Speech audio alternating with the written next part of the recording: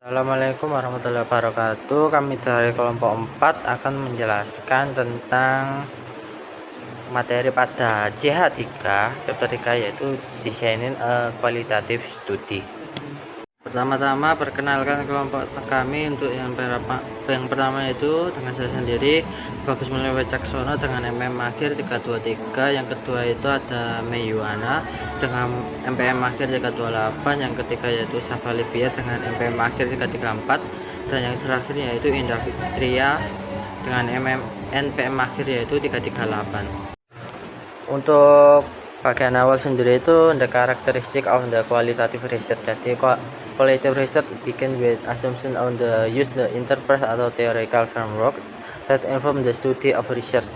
Jadi pada dasarnya itu penelitian kualitatif itu dimulai dengan asumsi dan penggunaan kerangka kerja interpretif atau teoritis yang menginformasikan kajian masalah. Peneliti membahas makna yang diberikan individu atau kelompok terhadap suatu masalah sosial atau kemanusiaan. Nah, jadi di bawah ini itu ada beberapa karakteristik yang akan saya sampaikan. Untuk yang pertama itu yaitu natural setting. Jadi pada dasarnya itu latar alami. Nah, latar alami sendiri itu peneliti kualitatif itu sering mengumpulkan data lapangan di lokasi tempat partisipan yang mengalami isu atau permasalahan yang diteliti. Mereka tidak membawa individu ke laboratorium atau situasi yang dibuat-buat, dan mereka juga tidak mengirimkan instrumen untuk diisi oleh individu seperti dalam penelitian. Jadi pada dasarnya itu latar alami itu mereka mengumpulkan data-data yang ada di lapangan. Untuk yang kedua yaitu ada research as key instrument. Jadi pada dasarnya itu peneliti itu dianggap sebagai instrumen kunci. Nah, peneliti kualitatif itu mengumpulkan data sendiri melalui pemeriksaan dokumen, pengamatan perilaku, dan wawancara partisipan. Untuk yang selanjutnya yaitu multiple method. Jadi pada dasarnya itu kualitatif itu tidak hanya menggunakan satu atau dua metode. Jadi pada dasarnya itu kualitatif itu menggunakan berbagai metode. Penelitian kualitatif itu biasanya mengumpulkan berbagai bentuk data seperti wawancara, observasi, dokumentasi, alih-alih bergantung pada sumber data. Jadi mereka itu mencari sumber data sendiri, sumber data dari observasi mereka, wawancara mereka, dan dokumen mereka tanpa mengambil dari data yang sudah ada. Itu yang selanjutnya yaitu partisipan meaning. Jadi untuk selanjutnya itu makna partisipan. Nah, dalam keseluruhan proses penelitian kualitatif, peneliti berfokus pada mempelajari makna yang dimiliki partisipan tentang masalah atau isu, bukan makna yang peneliti bawa ke dalam penelitian atau penulis dari literatur sendiri. Itu yang selanjutnya yaitu emergent design. Itu seperti proses penelitian kualitatif itu bersifat emergent. Jadi pada dasarnya itu rencana yang kita gunakan atau sudah kita susun awal penelitian itu tidak dapat ditentukan secara ketat atau terus-menerus. Nah, semua fase proses tersebut dapat berubah atau bergeser setelah peneliti memasuki lapangan dan memulai mengumpulkan data. Nah, misalnya pertanyaan peneliti itu dapat berubah dari pertanyaan yang sudah disusun seperti kayak pertanyaan A, B, C itu mungkin berubah, tapi nggak semua berubah atau hanya bergeser sedikit atau berubah sedikit. Nah, bentuk pengumpulan data yang dapat diubah dan individu itu yang diteliti itu serta lokasi yang dikunjungi itu dapat dimodifikasi selama proses penelitian. Nah, selanjutnya yaitu analisis holistik atau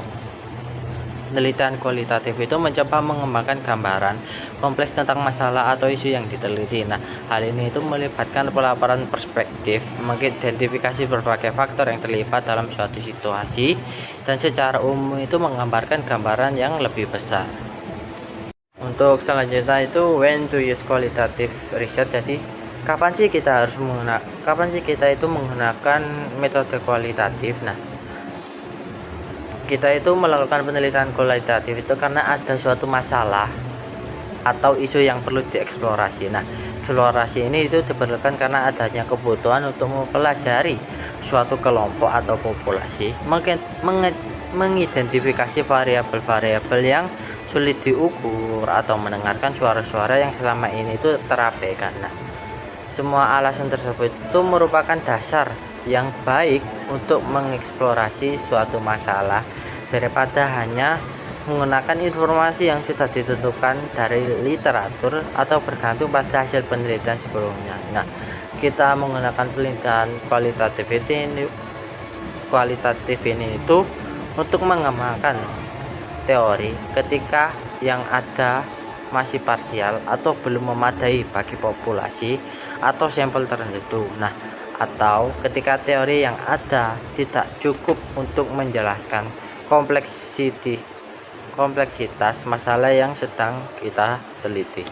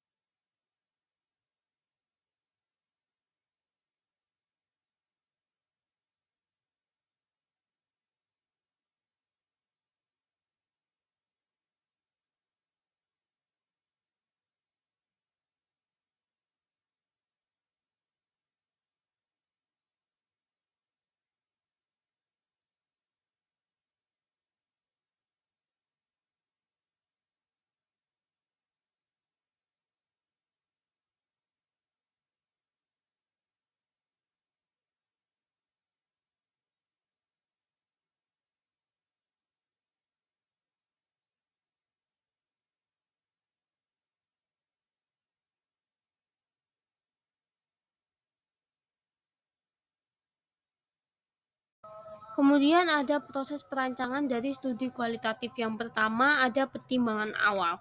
Penelitian kualitatif mengikuti proses metode ilmiah seperti identifikasi masalah, pengumpulan data dari suatu pertanyaan, analisis, dan juga pelaporan.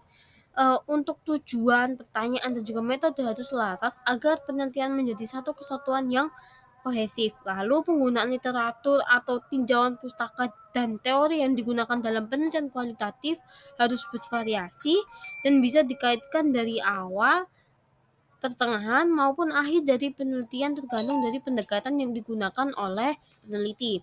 Lalu format penulisan juga harus beragam. Dari segi gaya ilmiah hingga naratif atau artistik yang digunakan tidak seketat dengan penelitian kuantitatif. Lalu selain itu latar belakang, nilai, dan orientasi peneliti turut mempengaruhi arah dan pendekatan penelitian yang dilakukan. Untuk yang selanjutnya yaitu steps in the process atau langkah-langkah dalam proses penelitian kualitatif. Jadi sebelum memulai penelitian, peneliti perlu memahami asumsi dasar dan sudut pandang yang akan digunakan. Setelah itu penelitian Setelah itu, peneliti menentukan topik atau masalah yang akan diteliti. Biasanya berdasarkan kajian literatur yang menunjukkan adanya masalah nyata di dunia atau kekurangan dalam penelitian sebelumnya. Nah, di sini untuk tahap-tahap dari dalam proses penelitian kualitatif, yang pertama yaitu tahap awal menyusun pertanyaan penelitian dan mengumpulkan data. Data di sini bisa berupa kata-kata, gambar, dokumen, atau rekaman audiovisual. Ada 4 sumber data utama dalam penelitian kualitatif, yaitu bisa berasal dari interview, dari observasi, dari dokumen ini bisa dari laporan, dari arsip, dari tulisan, dan yang keempat dari audio visual materials. Nah, ini bisa dari foto, video, rekaman, dan sebagainya. Nah, setelah data ini dikumpulkan, peneliti kemudian yang pertama, hal yang dilakukan peneliti yaitu menyusun dan menyiapkan data dengan rapi. Yang kedua, menggunakan menyamarkan nama responden untuk menjaga kerahasiaan. Yang ketiga yaitu mulai menganalisis data dengan mencoba memahami maknanya secara mendalam. Oke, untuk tahap analisisnya sendiri, analisis data itu bisa dilakukan dengan 2 cara. Yang pertama yaitu dengan induktif.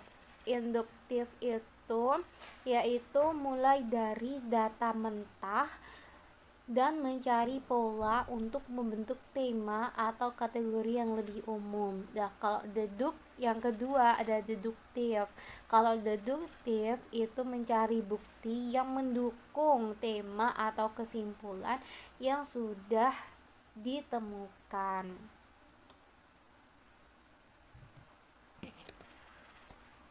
Jadi tadi kan ada 3 tahap ya. Ada proses pengumpulan data, analisis. Nah, ini tahap yang terakhir yaitu penulisan laporan atau menyajikan dan memvalidasi data. Nah, hasil dari penelitian kualitatif mencerminkan pandangan peserta dan juga interpretasi peneliti sendiri. Jadi tidak ada cerita yang benar, melainkan banyak versi cerita yang bisa saja benar tergantung sudut pandangnya. Oke, dari hasil tahapan akhir ini, peneliti itu memastikan hasilnya mewakili suara peserta dengan cara melakukan validasi. Misalnya di sini ada triangulasi atau membandingkan data dari berbagai sumber. Yang kedua, member checking, meminta peserta meninjau hasil penelitian. Dan yang ketiga yaitu audit oleh peneliti lain untuk menilai prosedur dan hasilnya. Oke, selanjutnya di sini ada short list of characteristics of a good qualitative study. Nah, menurut Creswell, penelitian kualitatif yang baik itu memiliki ciri-ciri. Yang pertama, pengumpulan data yang ketat dan mendalam. Jadi menggunakan berbagai jenis data, menjelaskan sumber dan waktu pengumpulan, misalnya 25 jam observasi, dan terkadang memakai metode unik seperti foto atau pesan digital. Dan yang kedua, sesuai dengan karakteristik penelitian kualitatif. Misalnya desainnya fleksibel, berfokus pada pandangan peserta, dan peneliti terlibat langsung sebagai instrumen utama. Selanjutnya yang ketiga, menggunakan pendekatan kualitatif yang diakui. Misalnya studi fenomenologi, etnografi, grounded teori, naratif, atau studi kasus. Nah, yang keempat, berfokus pada satu konsep utama di awal. Yang kelima, menunjukkan metode yang rinci dan analisis yang mendalam. Yang keenam, analisis dilakukan pada berbagai level abstraksi. Jadi peneliti itu menunjukkan bagaimana data berkembang dari hal-hal kecil ke konsep besar. Analisis yang baik itu menyoroti hal-hal yang tidak biasa atau tak terduga. Yang ketujuh, penulisan yang menarik dan menggugah. Nah, penulisan yang menarik dan menggugah ini membuat pembaca merasa seakan-akan berada pada situasi tersebut. Jadi bahasa penulisannya tuh harus jelas, hidup, dan jujur menggambarkan kompleksitas hidup. Selanjutnya yang ke-8, menunjukkan latar belakang dan pengalaman peneliti. Nah, peneliti itu tidak hanya menceritakan dirinya, tetapi menjelaskan bagaimana pengalaman budaya dan pandangannya mempengaruhi pilihan topik, cara mengumpulkan data, dan cara menafsirkan hasil. Yang ke-9 yaitu menjaga etika penelitian. Tidak hanya soal izin formal, tetapi juga kesadaran etis di setiap tahap penelitian. Misalnya menjaga kerahasiaan peserta, menghormati pandangan mereka, dan tidak memanipulasi hasil. Selanjutnya, di sini kita akan membahas elemen dalam semua fase penelitian. Nah, di sini tuh dibagi menjadi beberapa. Yang pertama itu membentuk narasi-narasi yang mengambil bentuk berbeda dari satu proyek ke proyek lainnya. Lalu yang kedua, menyajikan penelitian mengikuti pendekatan tradisional terhadap penelitian ilmiah. Misalnya, masalah, pertanyaan, metode, atau temuan. Lalu dari suara peserta berbicara dan menyampaikan cerita melalui dialog. Yang keempat, sepanjang semua fase proses penelitian itu mencoba untuk peka terhadap pertimbangan etika. Lalu yang kelima, memberikan kembali kepada peserta atas waktu dan upaya mereka dalam proyek timbal balik itu juga penting. Dan kita juga perlu meninjau bagaimana peserta akan memperoleh manfaat dari penelitian yang kita bawa. Lalu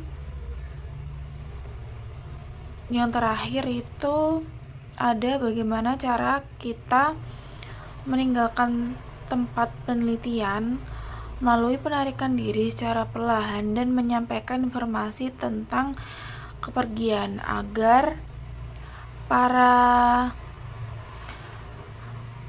partisipan itu tidak merasa ditinggalkan, itu juga termasuk penting.